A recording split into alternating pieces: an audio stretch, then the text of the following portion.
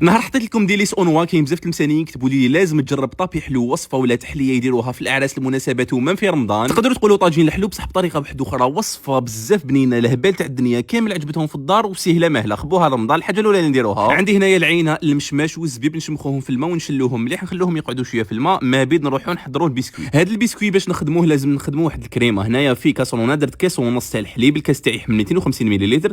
بنفس الكاس درت نص كاس تاع السكر، مغرف صغيره تاع لافاني، 3 صفار بيض مع حبه بيضه كامله. زدت معاهم مغرف كبيره ونص تاع الزبده تكون دايبه مع مغرف كبيره ونص تاع الفارينه. خلطوا كلش غير بالفوي ونحطوها فوق النار مع التحريك المستمر حتى نحصلوا على كريمه تكون عاقده.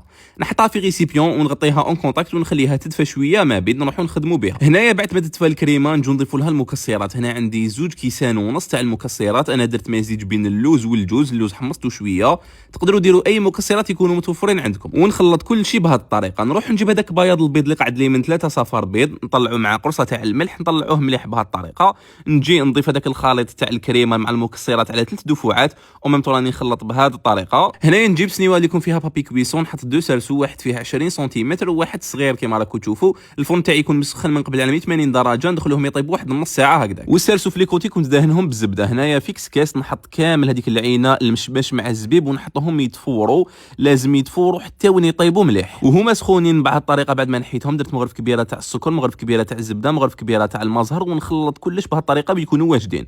كاين هذه الطريقه وكاين اللي يطيبوه عادي كيما طاجين الحلو حنا نطيبوه بالسيرو. بعد ما طاب البسكوي خلوه يبرد مليح باش تقدموه. هنا اذا حبيتوا تشربوه بكاش سيرو وتخدموا له سيرو وتشربوه شربوه.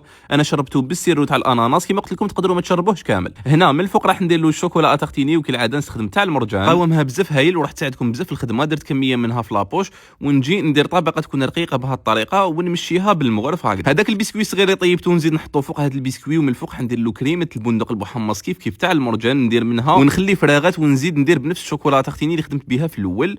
ونجي ندير هذا الخطوط بهذه الطريقه باش يعطينا شكل شباب. وفي لي كوتي نحط كامل هذوك لي فروي سيك اللي كنا طيبناهم كيما العينه، المشماش. هنا درت الاناناس بهذه الطريقه. ودوك نقول لكم المشماش كيفاش ديروا له على شكل ورده. ميم الزبيب لازم تحطوه هكذا صاير داير.